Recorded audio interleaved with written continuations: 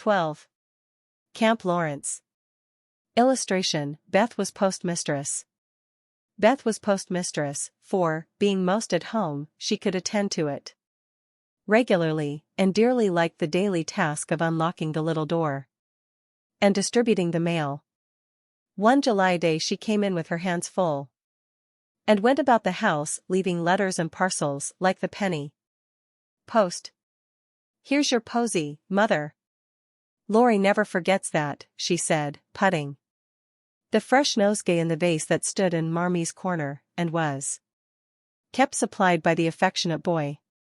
"Miss Meg March, one letter and a glove," continued Beth, delivering the articles to her sister, who sat near her mother, stitching wristbands.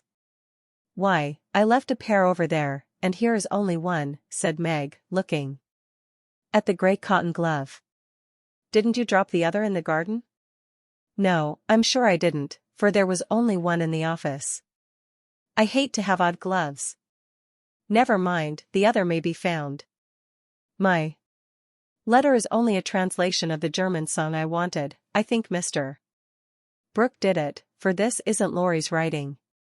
Mrs. March glanced at Meg, who was looking very pretty in her gingham morning gown, with the little curls blowing about her forehead, and very womanly, as she sat sewing at her little work table, full of tidy white rolls, so unconscious of the thought in her mother's mind as she sewed and sung, while her fingers flew, and her thoughts were busied with girlish fancies as innocent and fresh as the pansies in her belt, that Mrs. March smiled, and was satisfied.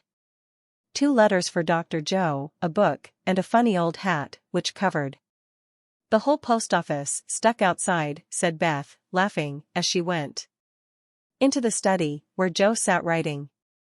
"What a sly fellow Laurie is. I said I wished bigger hats were the fashion, because I burn my face every hot day. He said, why mind the fashion? Wear a big hat, and be comfortable. I said I would if I had one, and he has sent me this, to try me. I'll wear it, for fun, and show him I don't care for the fashion," and, hanging the antique broad brim on a bust of Plato, Joe read her letters. One from her mother made her cheeks glow and her eyes fill, for it said to her, "My dear, I write a little word to tell you with how much satisfaction I watch your efforts to control your temper. You say nothing about your trials, failures, or successes, and think, perhaps, that no one sees them but the friend whose help you daily ask, if I may trust the well-worn cover of your guidebook. I, have seen them all, and heartily believe in the sincerity of your resolution, since it begins to bear fruit. Go on, dear. Patiently and bravely, and always believe that no one sympathizes more tenderly with you than your loving mother. That does me good. That's worth millions of money and pecks of praise. Oh Marmie, I do try.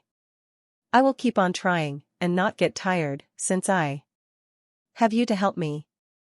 Laying her head on her arms, Joe wet her little romance with a few happy tears, for she had thought that no one saw and appreciated her efforts to be good, and this assurance was doubly precious, doubly encouraging, because unexpected, and from the person whose commendation she most valued.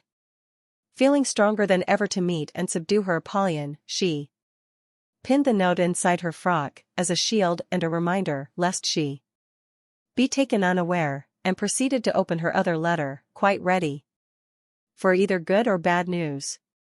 In a big, dashing hand, Laurie wrote, "Dear Joe. What ho! Some English girls and boys are coming to see me tomorrow and I want to have a jolly time. If it's fine, I'm going to pitch my tent in Longmeadow, and row up the whole crew to lunch and croquet, have a fire, make messes, gypsy fashion, and all sorts of larks. They are nice people, and like such things. Brooke will go, to keep us boys steady, and Kate Vaughn will Play propriety for the girls. I want you all to come, can't let Beth off at any price, and nobody shall worry her. Don't bother about rations, I'll see to that, and everything else, only do come, there's a good fellow. In a tearing hurry. Yours ever, Laurie. Here's richness, cried Joe, flying in to tell the news to Meg. Of course we can go, Mother. It will be such a help to Laurie, for I can row, and Meg see to the lunch, and the children be useful in some way. I hope the Vaughns are not fine, grown-up people. Do you know anything about them, Joe? Asked Meg. Only that there are 4 of them. Kate is older than you, Fred and Frank, twins, about my age, and a little girl, Grace, who is 9 or 10.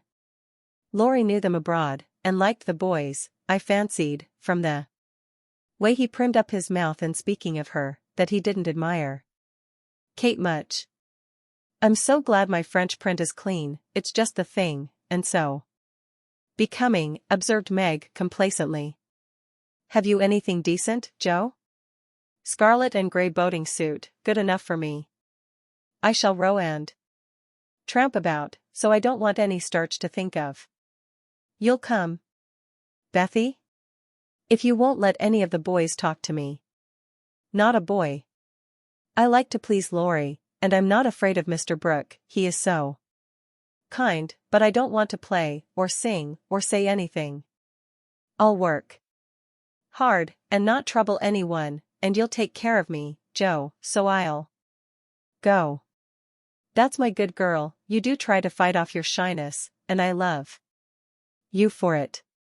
Fighting faults isn't easy, as I know, and a cheery word kind of gives a lift. Thank you, Mother, and Joe gave the thin cheek a grateful kiss, more precious to Mrs. March than if it had given back the rosy roundness of her youth. I had a box of chocolate drops, and the picture I wanted to copy, said Amy, showing her mail. And I got a note from Mr. Lawrence, asking me to come over and play to him tonight, before the lamps are lighted, and I shall go, added Beth, whose friendship with the old gentleman prospered finely. Now let's fly round, and do double duty today, so that we can play tomorrow with free minds, said Joe, preparing to replace her pen with a broom. When the sun peeped into the girls' room early next morning, to promise them a fine day, he saw a comical sight. Each had made such preparation for the fete as seemed necessary and proper. Meg had an extra row of little curl papers across her forehead. Joe had copiously anointed her afflicted face with cold cream. Beth had taken Joanna to bed with her to atone for the approaching separation, and Amy had capped the climax by putting a clothespin on her nose to uplift the offending feature. It was one of the kind artists used to hold the paper on their drawing boards, therefore quite appropriate and effective for the purpose to which it was now put. This funny spectacle appeared to amuse the sun, for he burst out with such radiance that Joe woke up, and roused all her sisters by a hearty laugh at Amy's ornament. Illustration: Amy capped the climax by putting a clothespin on her nose. Sunshine and laughter were good omens for a pleasure party, and soon a lively bustle began in both houses. Beth, who was ready first, kept reporting what went on next door, and enlivened her sisters' toilets by frequent telegrams from the window. There goes the man with the tent. I see Mrs. Barker doing up the lunch in a hamper and a great basket. Now Mr. Lawrence is looking up at the sky, and the weathercock, I wish he would go, too.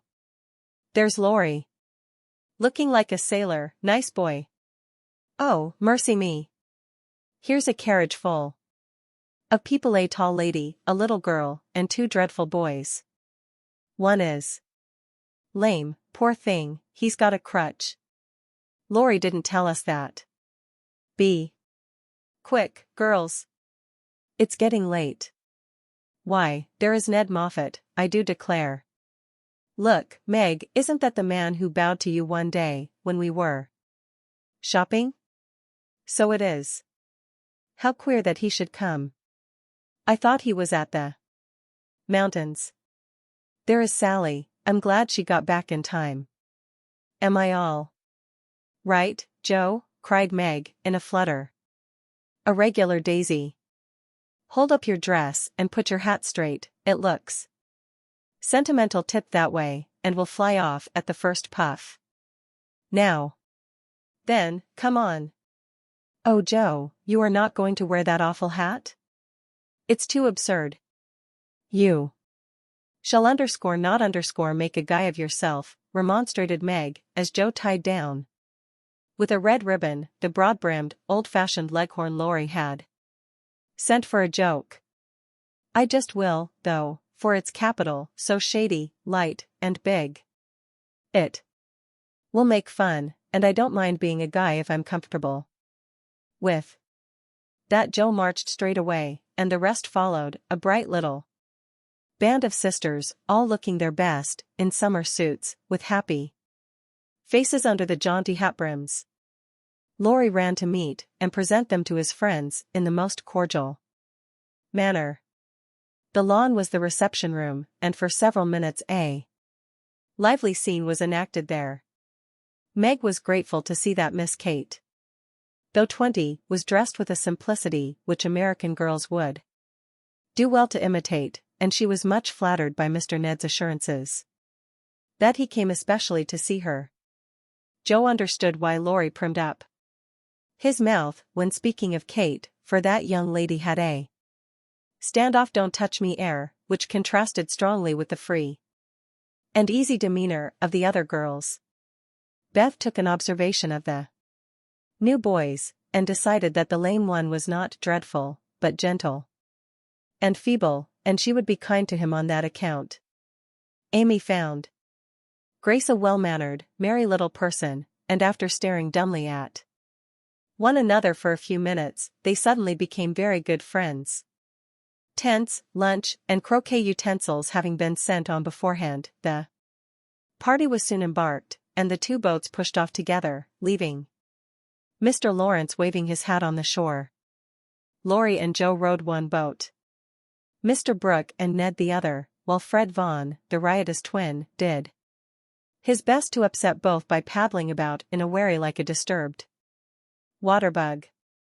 Joe's funny hat deserved a vote of thanks, for it was of general utility. It broke the ice in the beginning, by producing a laugh. It created quite a refreshing breeze, flapping to and fro, as she rowed, and would make an excellent umbrella for the whole party, if a shower came up, she said. Kate looked rather amazed at Joe's proceedings, especially as she exclaimed Christopher Columbus, when she lost her oar, and Laurie said, my dear fellow, did I hurt you, when he tripped over her feet in taking his place. But after putting up her glass to examine the queer girl several times, Miss Kate decided that she was odd but rather clever, and smiled upon her from afar. Illustration, Mr. Lawrence waving his hat. Meg, in the other boat, was delightfully situated, face to face with the rowers, who both admired the prospect, and feathered their oars with uncommon skill and dexterity. Mr. Brooke was a grave, silent young man, with handsome brown eyes and a pleasant voice. Meg liked his quiet manners, and considered him a walking encyclopedia of useful knowledge. He never talked to her much, but he looked at her a good deal, and she felt sure that he did not regard her with aversion. Ned, being in college, of course, put on all the airs which freshmen think it their bound in duty to assume. He was not very wise, but very good-natured, and altogether an excellent person to carry on a picnic. Sally Gardner was absorbed in keeping her white pique dress clean, and chattering with the ubiquitous Fred, who kept Beth in constant terror by his pranks. It was not far to Longmeadow, but the tent was pitched and the wickets down by the time they arrived. A pleasant green field, with 3 wide-spreading oaks in the middle, and a smooth strip of turf for croquet. "Welcome to Camp Lawrence," said the young host as they landed, with exclamations of delight.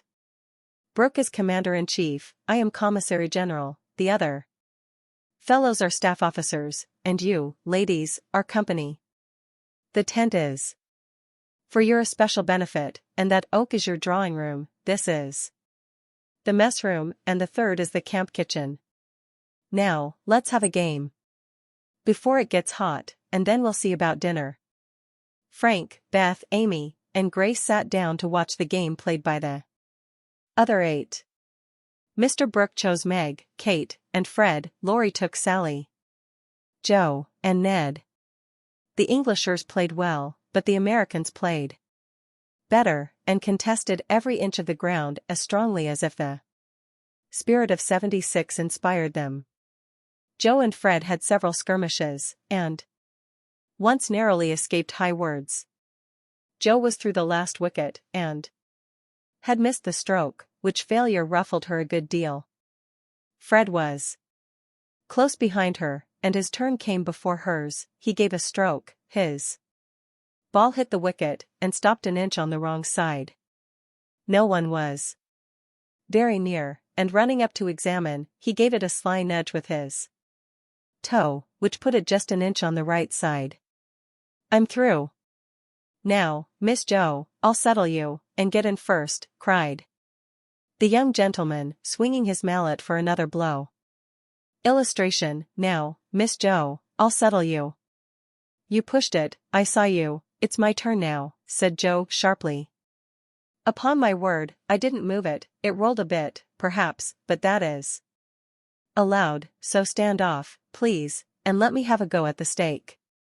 "We don't cheat in America, but you can if you choose," said Joe angrily. "Yankees are a deal the most tricky, everybody knows." "There you go," returned Fred, croqueting her ball far away.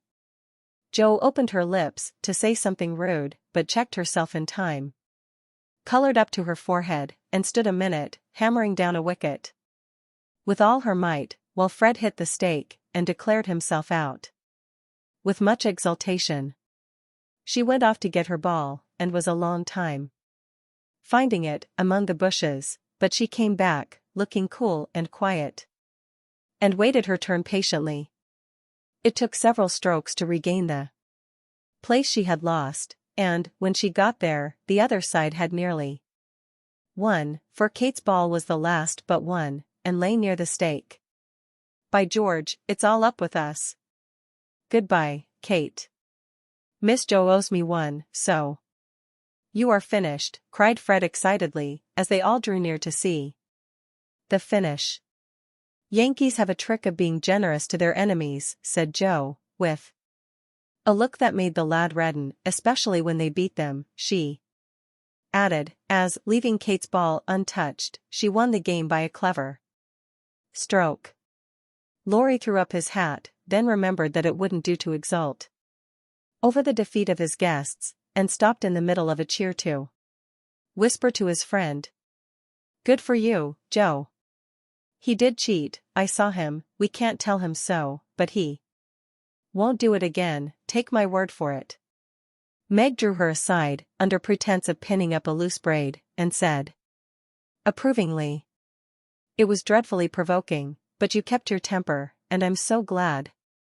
"Joe, don't praise me, Meg, for I could box his ears this minute. I should certainly have boiled over if I hadn't stayed among the nettles till I got my rage under enough to hold my tongue. It's simmering now, so I hope he'll keep out of my way," returned Joe, biting her lips as she glowered at Fred from under her big hat. "Time for lunch," said Mr. Brooke, looking at his watch. "Commissary General, will you make the fire and get water, while Miss March, Miss Sally, and I spread the table? Who can make good coffee?" "Joe can," said Meg, glad to recommend her sister. So Joe, feeling that her late lessons in cookery were to do her honor, went to preside over the coffee pot, while the children collected dry sticks, and the boys made a fire, and got water from a spring nearby. Miss Kate sketched. And Frank talked to Beth, who was making little mats of braided rushes to serve as plates. The commander-in-chief and his aides soon spread the tablecloth with an inviting array of eatables and drinkables, prettily decorated with green leaves. Joe announced that the coffee was ready, and everyone settled themselves to a hearty meal, for youth is seldom dyspeptic, and exercise develops wholesome appetites. A very merry lunch it was, for everything seemed fresh and funny, and frequent peals of laughter startled a venerable horse who fed nearby. There was a pleasing inequality in the table, which produced many mishaps to cups and plates. Acorns dropped into the milk, little black ants partook of the refreshments without being invited, and fuzzy caterpillars swung down from the tree to see what was going on. 3 white-headed children peeped over the fence, and an objectionable dog barked at them from the other side of the river with all his might and main. Illustration: a very merry lunch it was. Page 156. There's salt here, if you prefer it, said Laurie, as he handed Joe a saucer of berries. Thank you, I prefer spiders, she replied, fishing up 2 unwary little ones who had gone to a creamy death. How dare you remind me of that horrid dinner party, when yours is so nice in every way, added Joe, as they both laughed, and ate out of one plate, the china having run short. I had an uncommonly good time that day, and haven't got over it yet. This is no credit to me, you know, I don't do anything, it's you and Meg and Brooke who make it go, and I'm no end obliged to you. What shall we do when we can't eat any more? Asked Laurie, feeling that his trump card had been played when lunch was over. Have games, till it's cooler. I brought authors, and I dare say Miss Kate knows something new and nice. Go and ask her, she's company, and you ought to stay with her more. Aren't you company too? I thought she'd suit Brooke, but he keeps talking to Meg, and Kate just stares at them through that ridiculous glass of hers. I'm going, so you needn't try to preach propriety, for you can't do it, Joe. Miss Kate did know several new games, and as the girls would not, and the boys could not, eat any more, they all adjourned to the drawing room to play rigmarole. One person begins a story, any nonsense you like, and tells as long as he pleases, only taking care to stop short at some exciting point, when the next takes it up and does the same. It's very funny when well done, and makes a perfect jumble of tragical comical stuff to laugh over.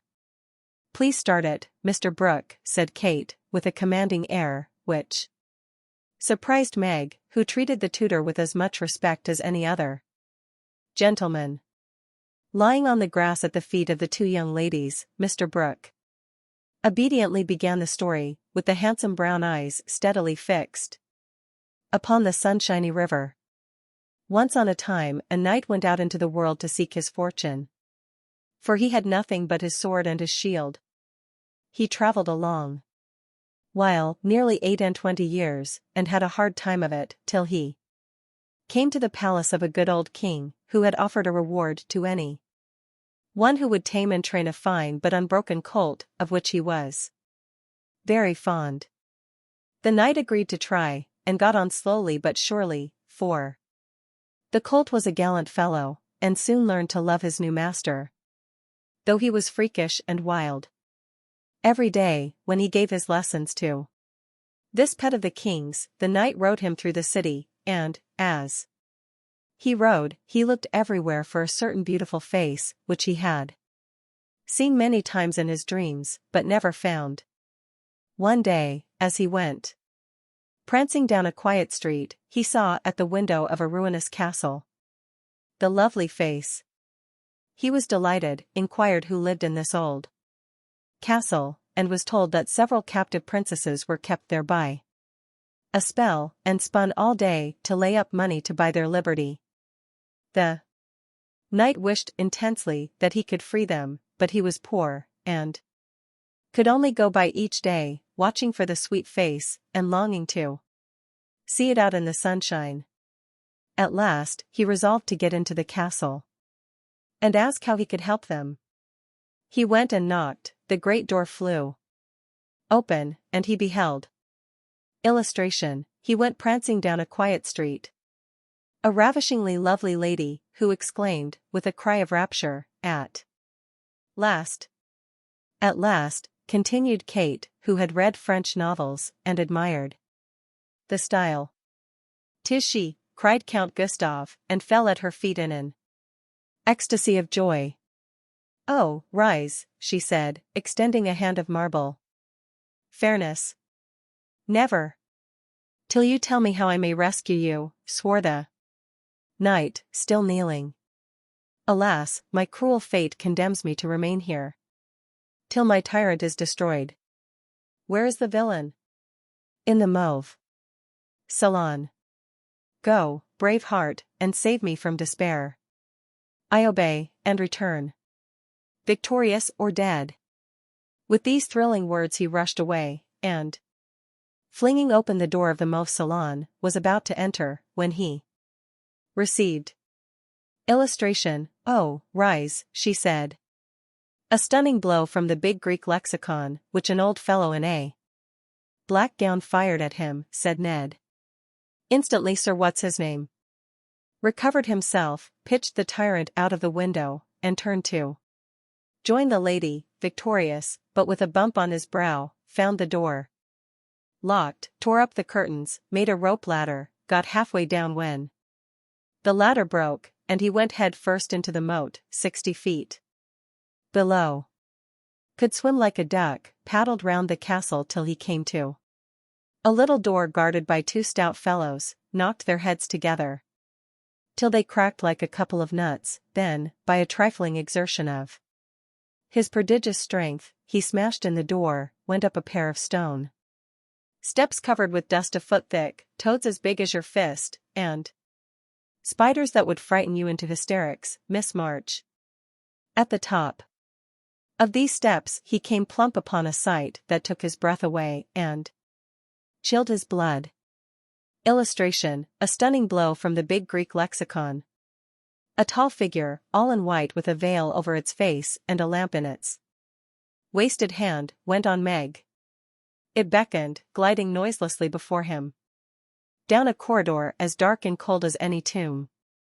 Shadowy effigies in armor stood on either side, a dead silence reigned, the lamp burned blue, and the ghostly figure ever and anon turned its face toward him, showing the glitter of awful eyes through its white veil.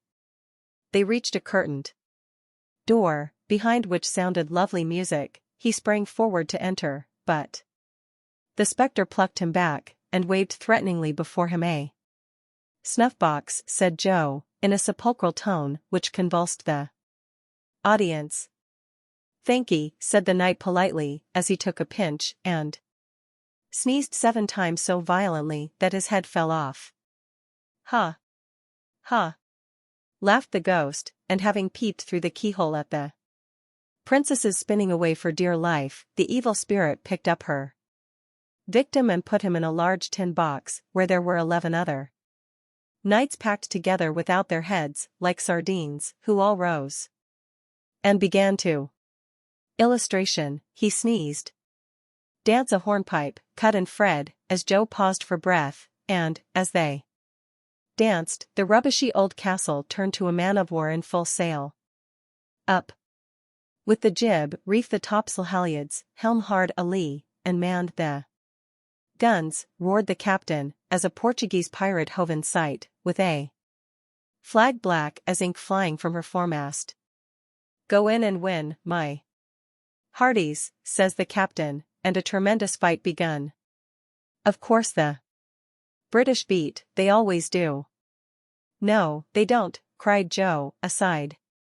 Having taken the pirate captain prisoner, sailed slap over the schooner, whose decks were piled with dead, and whose lee scuppers ran blood, for the order had been cutlasses, and die hard.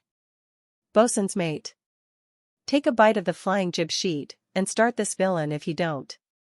Confess his sins, double quick, said the British captain. The Portuguese held his tongue like a brick, and walked the plank, while the jolly tars cheered like mad. But the sly dog dived, came up under the man-of-war, scuttled her, and down she went, with all sail set, to the bottom of the sea, where.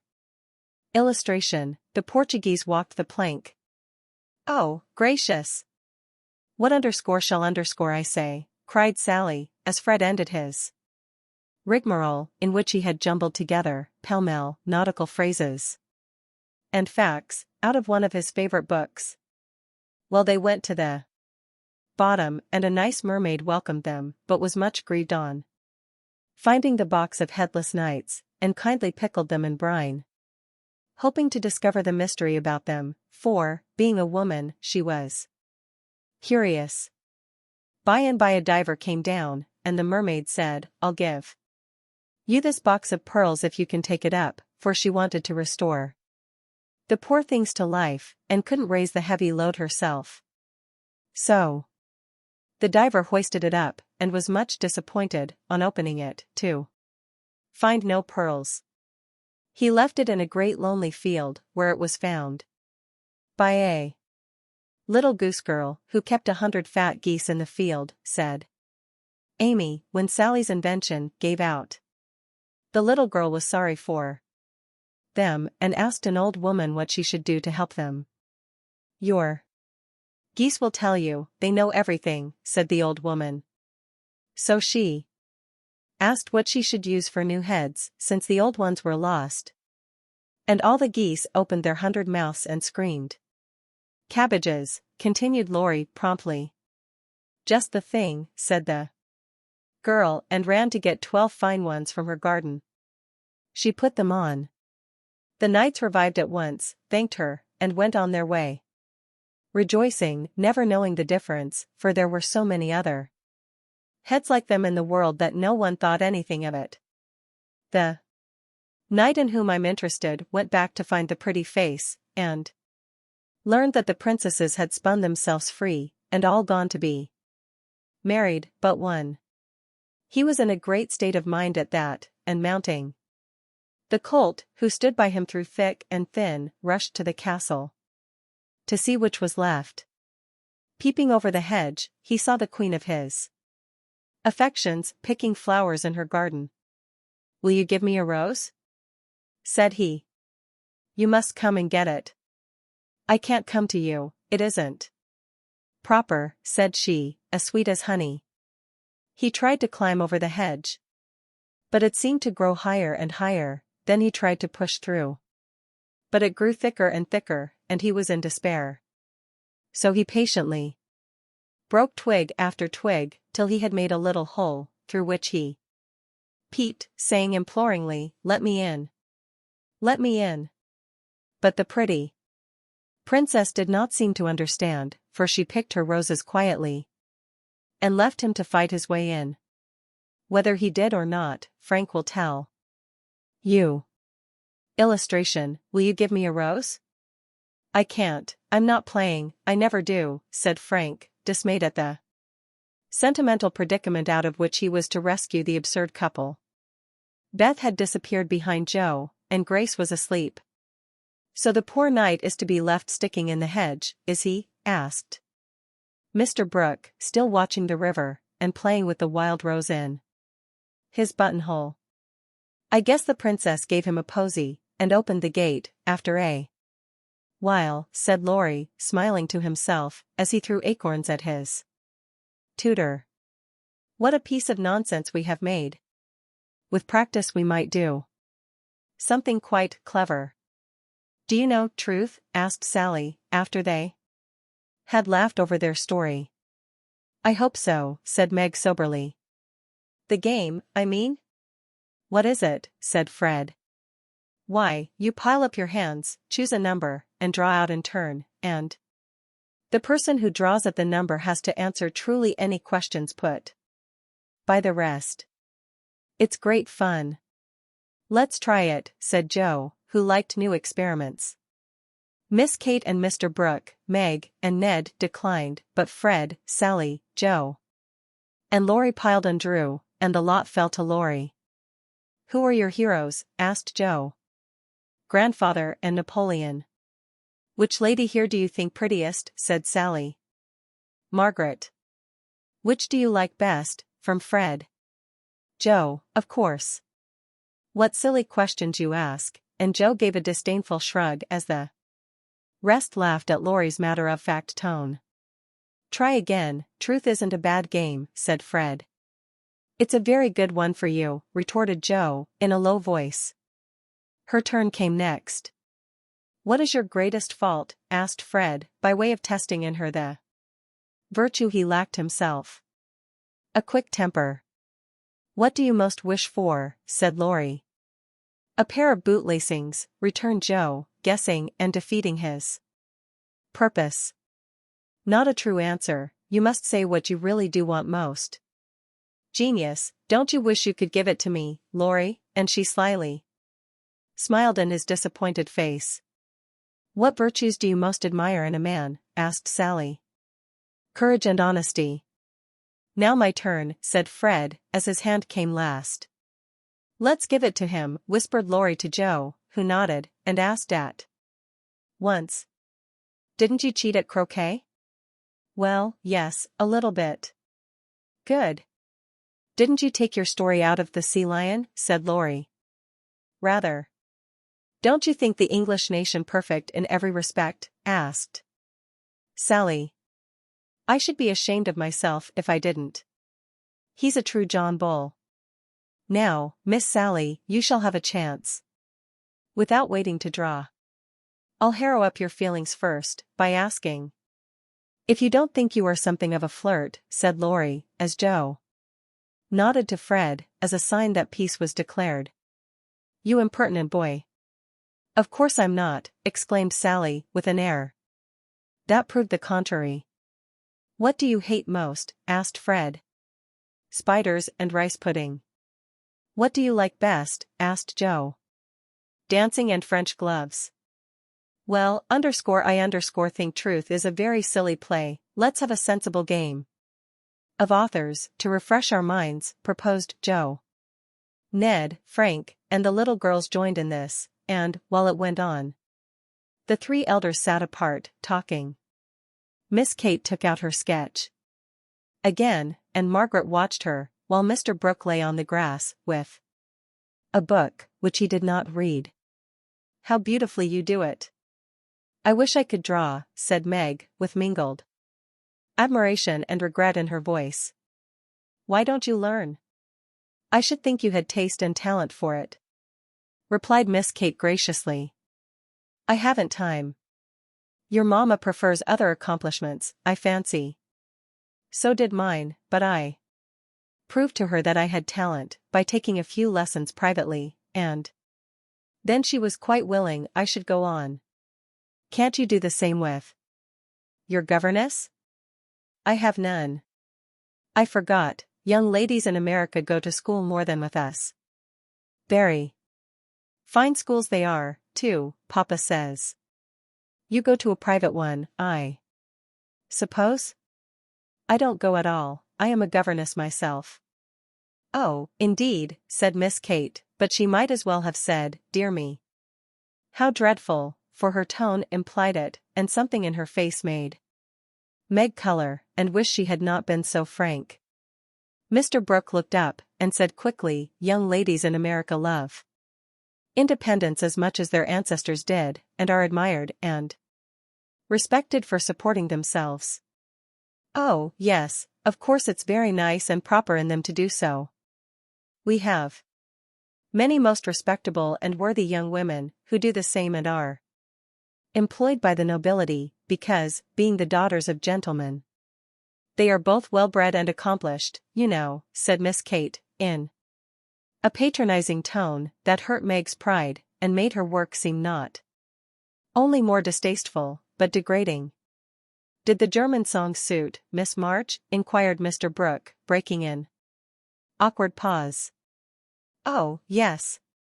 It was very sweet, and I'm much obliged to whoever translated."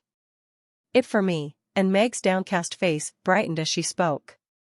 Don't you read German? Asked Miss Kate, with a look of surprise. Not very well.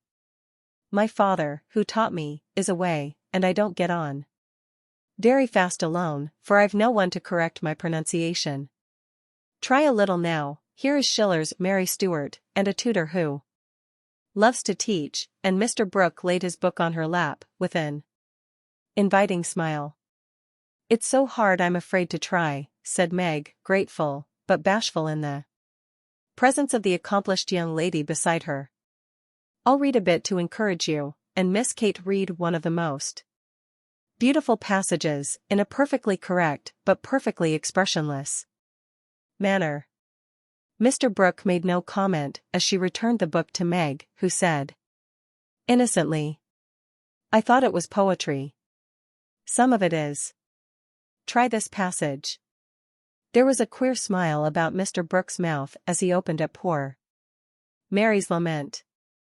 Meg, obediently following the long grass blade which her new tutor used to point with, read slowly and timidly, unconsciously making poetry of the hard words by the soft intonation of her musical voice. Down the page went the green guide, and presently, forgetting her listener in the beauty of the sad scene, Meg read as if alone, giving a little touch of tragedy to the words of the unhappy queen. If she had seen the brown eyes then, she would have stopped short, but she never looked up, and the lesson was not spoiled for her. Very well indeed, said Mr. Brooke, as she paused, quite ignoring her many mistakes, and looking as if he did, indeed, love to teach. Miss Kate put up her glass, and, having taken a survey of the little tableau before her, shut her sketchbook, saying, with condescension, illustration, Miss Kate put up her glass. You've a nice accent, and, in time, will be a clever reader. I advise you to learn, for German is a valuable accomplishment to teachers. I must look after Grace, she is romping, and Miss Kate strolled away, adding to herself, with a shrug, I didn't come to chaperone a governess, though she is young and pretty. What odd people these Yankees are. I'm afraid Laurie will be quite spoiled among them. I forgot that English people rather turn up their noses at governesses. And don't treat them as we do, said Meg, looking after the retreating figure with an annoyed expression. Tutors, also, have rather a hard time of it there, as I know to my sorrow. There's no place like America for us workers, Miss Margaret. And Mr. Brooke looked so contented and cheerful, that Meg was ashamed to lament her hard lot. I'm glad I live in it then. I don't like my work, but I get a good deal of satisfaction out of it after all, so I won't complain. I only wish I liked teaching as you do. I think you would if you had Laurie for a pupil. I shall be very sorry to lose him next year, said Mr. Brooke, busily punching holes in the turf. Going to college, I suppose? Meg's lips asked that question, but her eyes added, and what becomes of you? Yes, it's high time he went, for he is ready, and as soon as he is off, I shall turn soldier. I am needed. I am glad of that, exclaimed Meg. I should think every young man would want to go, though it is hard for the mothers and sisters who stay at home, she added sorrowfully. I have neither, and very few friends, to care whether I live or die, said Mr. Brooke, rather bitterly, as he absently put the dead rose in the hole he had made and covered it up, like a little grave. Laurie and his grandfather would care a great deal, and we should all be very sorry to have any harm happen to you, said Meg heartily. Thank you, that sounds pleasant, began Mr. Brooke, looking cheerful again, but before he could finish his speech, Ned, mounted on the old horse, came lumbering up to display his equestrian skill before the young ladies, and there was no more quiet that day. Don't you love to ride? Asked Grace of Amy, as they stood resting after a race round the field with the others, led by Ned. I dote upon it. My sister Meg used to ride when Papa was rich, but we don't keep any horses now, except Ellen Tree," added Amy, laughing. "Tell me about Ellen Tree, is it a donkey?" asked Grace, curiously. Illustration, Ellen Tree. Why, you see, Joe is crazy about horses, and so am I, but we've only got an old side saddle, and no horse. Out in our garden is an apple tree that has a nice low branch, so Joe put the saddle on it, fixed some reins on the part that turns up, and we bounce away on Ellen Tree whenever we like. How funny, laughed Grace. I have a pony at home and ride nearly every day in the park, with Fred and Kate. It's very nice, for my friends go too, and the row is full of ladies and gentlemen. Dear, how charming. I hope I shall go abroad some day, but I'd rather go to Rome than the row, said Amy, who had not the remotest idea what the row was, and wouldn't have asked for the world. Frank, sitting just behind the little girls, heard what they were saying, and pushed his crutch away from him with an impatient gesture as he watched the active lads going through all sorts of comical gymnastics.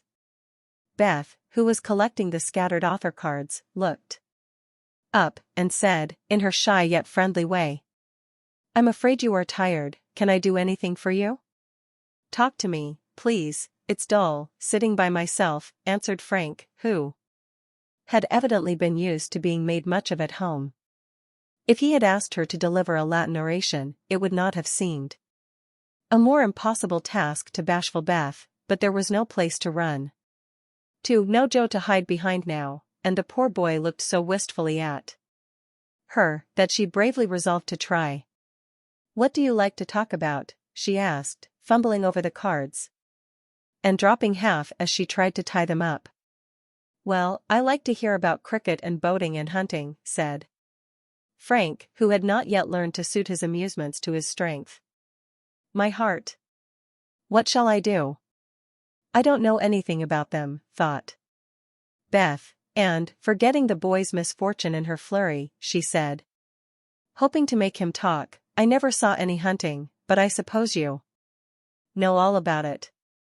"I did once, but I can never hunt again, for I got hurt leaping a confounded 5-barred gate, so there are no more horses and hounds for me," said Frank, with a sigh that made Beth hate herself for her innocent blunder.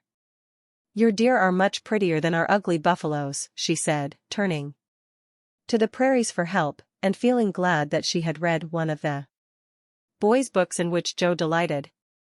Buffaloes proved soothing and satisfactory, and, in her eagerness to amuse another, Beth forgot herself, and was quite unconscious of her sister's surprise and delight at the unusual spectacle of Beth talking away to one of the dreadful boys, against whom she had begged protection.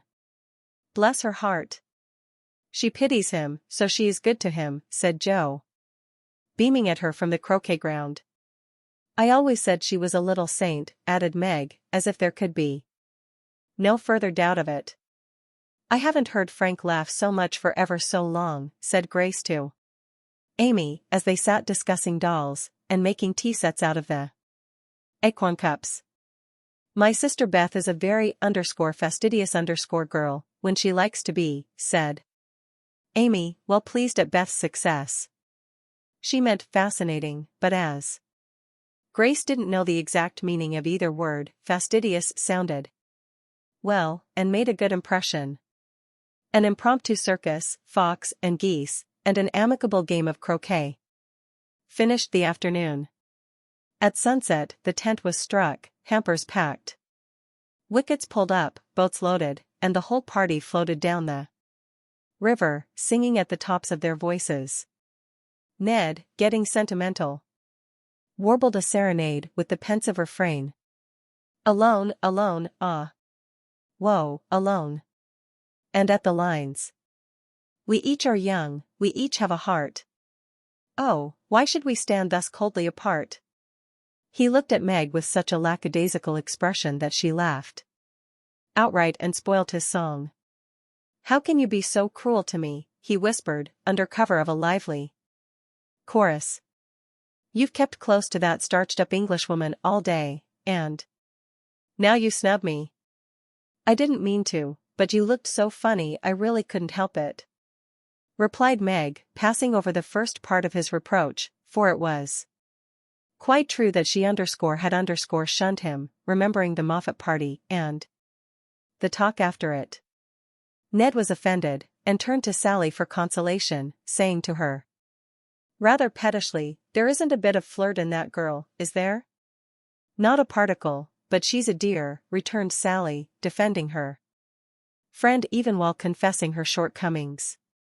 She's not a stricken dear, anyway, said Ned, trying to be witty, and succeeding as well as very young gentlemen usually do. On the lawn, where it had gathered, the little party separated with cordial goodnights and goodbyes, for the Vaughns were going to Canada. As the four sisters went home through the garden, Miss Kate looked after them, saying, without the patronizing tone in her voice, in spite of their demonstrative manners, American girls are very nice when one knows them. I quite agree with you, said Mr. Brooke. Illustration, tailpiece. Illustration, swinging to and fro in his hammock.